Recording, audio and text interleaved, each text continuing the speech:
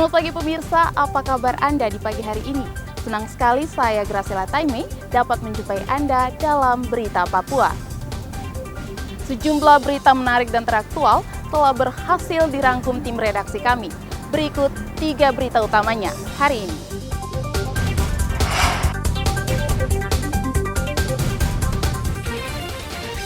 Polres Sorong meringkus suami istri pelaku hipnotis.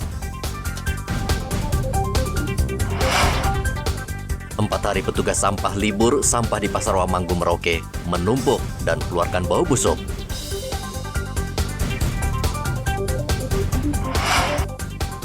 Cek ketersediaan beras, Gubernur Papua Barat sidak gudang Bulog, Papua Barat.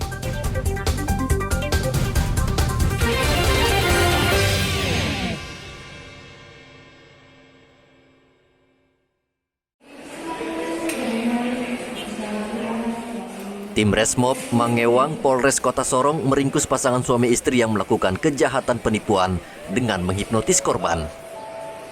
Kedua pelaku ditangkap di Kota Medan, Sumatera Utara. Pasangan suami istri itu tiba di Bandara Domine Edward Osok Sorong Ahad kemarin. Mereka berhasil mengecoh polisi karena buron sekian lama hingga akhirnya ditangkap di Kota Medan. Pasangan ini mengelabui korbannya tidak hanya di Kota Sorong, namun sejumlah daerah di Indonesia.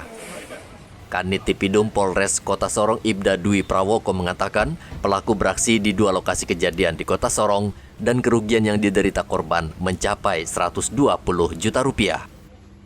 Dwi menambahkan pihaknya masih menyelidiki kasus ini untuk mengungkap modus kejahatan mereka. Dugaan tindak pidana 378 ini atau penipuan. Jadi berawal dari tanggal 4 Desember itu kita Polres Sorong Kota menerima 2 laporan polisi dengan modus yang sama tetapi dengan TKP yang berbeda, dengan korban juga yang berbeda. Yang pertama adalah di Bank BRI unit cabang Jenderal Sudirman Jalan Baru, dan TKP kedua itu di depan Jalan Mega Mall Kilo 8 Sorong. Jadi keduanya itu dengan modus yang sama, yaitu menurut keterangan korban itu, korban seperti dihipnotis seperti itu. Nah, uraian kronologi singkatnya, pada tanggal 2, ini menurut keterangan tersangka yang kita sudah amankan ini, pada tanggal 2 Desember itu para pelaku berjumlah 3 orang datang ke Kota Sorong, kemudian memesan mobil rental, lalu kemudian ketiga pelaku ini mengganti plat nomornya. Setelah itu, setelah mendapat mobil rental itu, kemudian 3 pelaku ini mencari korbannya. Artinya mencari korbannya itu pertama di Mega Mall. Setelah dapat di Mega Mall, kemudian targetnya sudah didapatkan, kemudian ditekuk, kemudian diajak bicara. Ya, setelah itu terjadilah bujuk rayu tipu muslihat sehingga akhirnya korban itu menyerahkan perhiasan, uang dengan total kerugian kurang lebih 120 juta dari 2 laporan itu. Saat ini, polisi masih mengejar 1 orang pelaku yang merupakan bagian dari komplotan ini. Topan melaporkan dari Kota Sorong, Papua Barat Daya.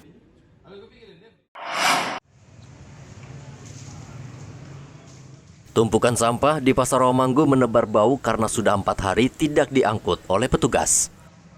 Selama perayaan Natal, petugas pengangkut sampah juga ikut libur. Sampah yang menggunung itu menuai protes warga karena merusak pemandangan serta bau yang mengganggu. Mereka meminta Pemda mengatur jadwal kerja petugas sampah sehingga sampah bisa terangkut setiap saat. Aromanya ini sangat mengganggu sekali. Jadi kalau bisa ya yang bertugas ini cepat membersihkannya. Cepat direspon lah, kita banyak keluhan ini. Belum lagi pemandangannya tidak bagus, baru baunya itu bikin sakit perut. Yang dekat-dekat sampah itu semacam kita. Sudah berapa lama itu nggak dimuat diangkut itu, Pak? Itu ya ada mungkin setengah bulanan ini. Setengah bulanan ini ya? Iya. Mungkin karena libur kali ya? Sebelum libur itu sempat diangkat, tapi karena libur ini tersisa itu. Tambah numpuk lagi ya? Iya, numpuk lagi. 1 minggu aja udah penuh. Udah penuh ya? Iya. Setiap hari buangan sampah dari pedagang di pasar berkisar 2 hingga 3 ton. Sementara penampungan sampah tidak mencukupi sehingga dibutuhkan pengangkutan yang lebih sering. Muhammad Ridwan melaporkan dari Merauke, Papua Selatan. 294 warga binaan di Lapas Kelas 2 Merauke, Provinsi Papua Selatan mendapat remisi atau pengurangan masa hukuman sebagai kado Natal dan Tahun Baru tahun ini. Dari 294 penerima remisi, 2 diantaranya dinyatakan bebas dan 1 orang bebas murni. Kisaran remisi yang diterima warga binaan antara 1 hingga 6 bulan. Pemberian remisi Natal ini dibarengi usai pelaksanaan ibadah Natal di Lapas Merauke. Jumlah penghuni lapas sampai saat ini adalah 294 orang. 1 bulan. Tahanan itu 91, napi itu Agustinus 294. Nicholas Nomomut Totalnya menjadi 38 alias orang. Agus 1 bulan. Yang beragama Wali Kristen Naulik laki-laki itu 1 bulan. 248, Agustinus. perempuan itu 1. Yang nama-nama Agus ini. Sedangkan tahanan yang laki-laki itu Ada di mana? 71, perempuan itu 1. Yang mendapatkan remisi Natal pada saat ini sebesar 294 orang. Yang langsung bebas ada 2. Yang 1 ada 3, 2 itu langsung bebas remisi Natal, sedangkan 1 itu bebas murni pada saat itu, tanggal 25. Saat ini jumlah warga binaan di lapas berjumlah 396 orang. Jumlah ini tidak sesuai dengan jumlah kamar sehingga melebihi kapasitas. Lapas Merauke ini juga menampung warga binaan asal Asmat, Mapi, dan Bovendigul. Oleh karena itu, Lapas Merauke akan mengurangi jumlah napi dengan memindahkan sebagian penghuni lapas ke Lapas Bovendigul. Muhammad Ridwan melaporkan dari Merauke, Papua Selatan.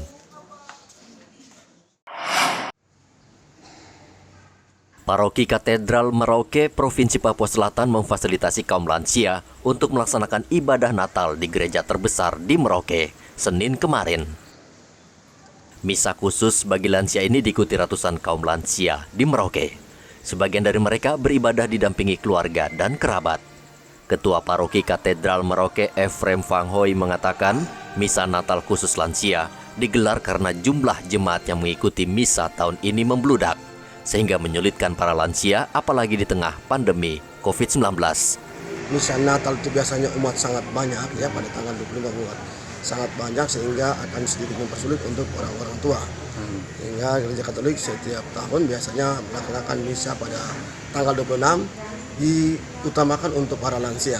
Namun juga bagi umat yang belum sempat mengikuti perayaan pada tanggal 25 boleh mengikuti pada tanggal 26. Tentunya dengan tetap menjaga protokol kesehatannya, jaga jarak, kita semua tetap jaga. Dan kami bersyukur bahwa banyak umat kami yang sudah ikut vaksin sampai ketiga, ya. Jadi itu yang membuat kami tidak terlalu ragu lagi untuk melaksanakan misa sebagaimana yang kami laksanakan pada hari ini. Ibadah bagi lansia dipimpin Pastor Hendrikus Kariwop. Terlihat para lansia ini kusuk beribadah tanpa harus berdesak-desakan dengan jemaat lain. Muhammad Ridwan melaporkan dari Merauke, Papua Selatan.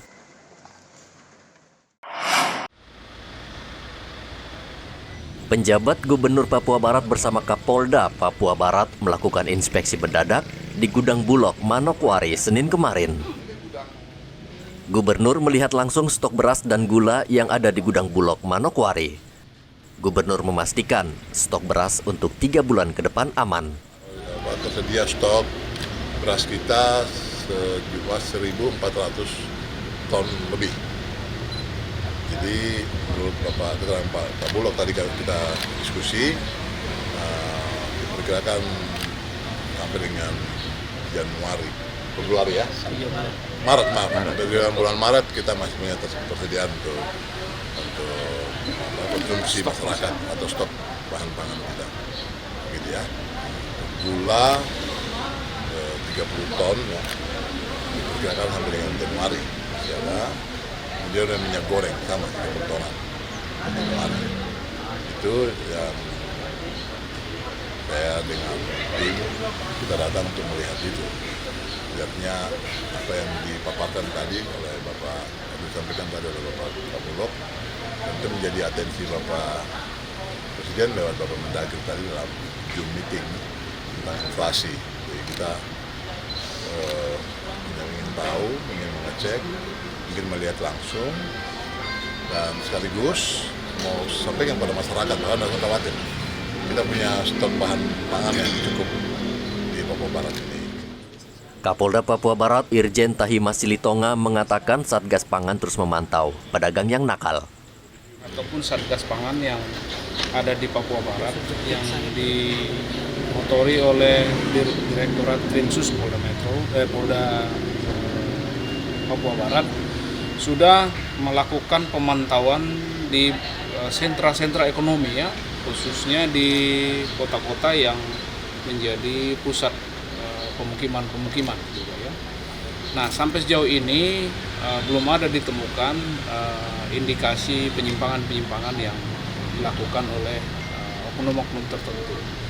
Dan saya kira saya pantau mereka 24 jam. Kalaupun ada misalnya penyelewengan, penyimpangan di bidang bahan pokok ini, maka kita akan lakukan penindakan sesegera mungkin. Kepala Bank Indonesia Papua Barat Romi Sariu Tamawiwi meminta warga tidak menimbun bahan pangan sehingga harganya tetap terjaga. Saya menggarisbawahi apa yang disampaikan oleh Pak Gubernur bahwa masyarakat tetap tenang, jangan khawatir, jangan panik ya. Jadi semua tersedia dan dari kami dari Bank Indonesia mengharapkan untuk jika masyarakat berbelanjalah dengan bijak gitu ya. Gunakan uang yang ada secara bijak sehingga segala sesuatu kebutuhan bisa ditangani. Saat ini harga beras di Manokwari dijual Rp10.000 per kilogram mengikuti harga eceran tertinggi yang ditetapkan pemerintah. Edi Musahidin melaporkan dari Manokwari, Papua Barat. Harga beberapa bahan-bahan pokok di Pasar Rawamangun Merauke saat ini naik dan dikeluhkan masyarakat. Di tengah perayaan Natal dan menyambut Tahun Baru, mereka justru berharap harga bahan pokok tidak naik. Harga tomat misalnya saat ini mencapai Rp60.000 per kilogram. Harga cabai besar bahkan tembus hingga Rp100.000 per kilogram, padahal sebelumnya hanya Rp60.000 per kilogram. Pedagang memperkirakan menjelang pergantian tahun, harga bahan pokok bahkan bisa lebih tinggi lagi sesuai dengan permintaan masyarakat. Muhammad Ridwan melaporkan dari Merauke, Papua Selatan.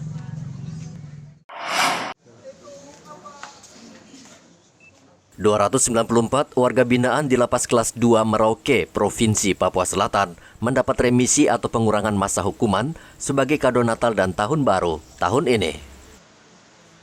Dari 294 penerima remisi, 2 diantaranya dinyatakan bebas dan 1 orang bebas murni.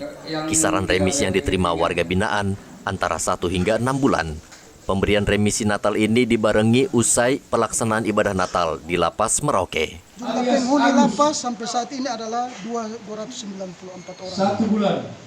Tahanan itu 91, napi itu 294. Agustinus Nicholas Totalnya menjadi 38 alias Agus 1 bulan. Yang beragama Kristen laki-laki itu 1 bulan. 248. Agustinus. Perempuan itu 1. Ya nama-nama Agus ini. Sedangkan tahanan yang laki-laki itu 71. Perempuan itu 1. Yang mendapatkan remisi Natal pada saat ini sebesar 294 orang. Yang langsung bebas ada 2. Yang 1 ada 3. 2 itu langsung bebas remisi Natal, sedangkan 1 itu bebas murni pada saat tanggal 25. Saat ini jumlah warga binaan di lapas berjumlah 396 orang.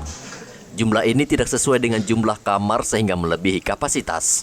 Lapas Merauke ini juga menampung warga binaan asal Asmat, Mapi, dan Bovendigul. Oleh karena itu, Lapas Merauke akan mengurangi jumlah napi dengan memindahkan sebagian penghuni lapas ke Lapas Bovendigul. Muhammad Ridwan melaporkan dari Merauke, Papua Selatan.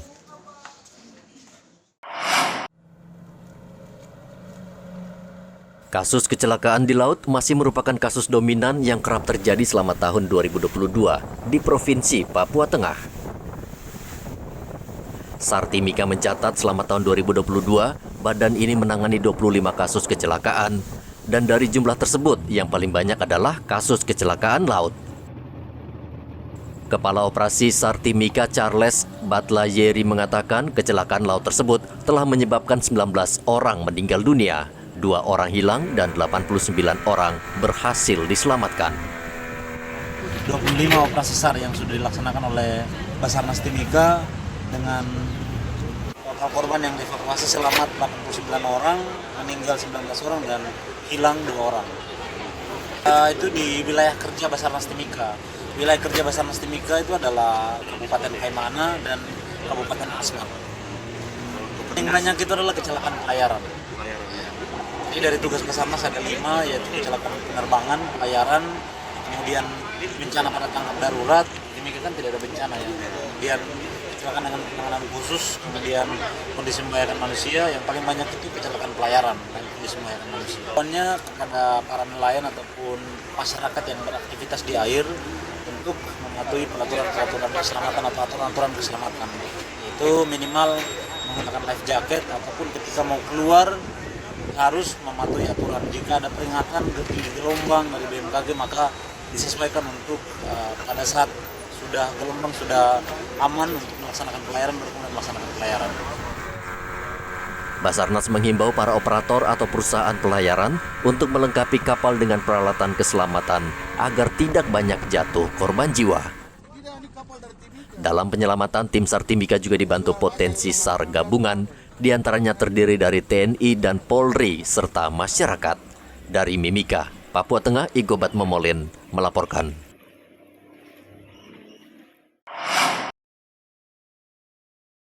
Menyambut Natal dan Tahun Baru, prajurit Kostrad membagi-bagikan bahan makanan dan menggelar acara bakar batu di distrik Mbua, Kabupaten Duga, Pegunungan Papua. Dan Satgas Yonif Rider 321, Letkol Ricky Wowong mengatakan kegiatan ini bertujuan untuk melestarikan kebudayaan lokal serta meningkatkan silaturahmi dengan masyarakat sekitar. Dalam rangka melestarikan kebudayaan lokal serta menyambut Natal dan Tahun Baru, Satgas Yonif Rider 321 Galuh Taruna, Brigif 13 Divisi Infanteri 1 Kostrad melaksanakan kegiatan bakar batu dan membagikan 500 sembako kepada masyarakat khususnya distrik Mbua, Kabupaten Duga, Provinsi Papua Pegunungan. Sementara itu warga Mbua senang karena bisa bersama-sama tentara pesta bakar batu.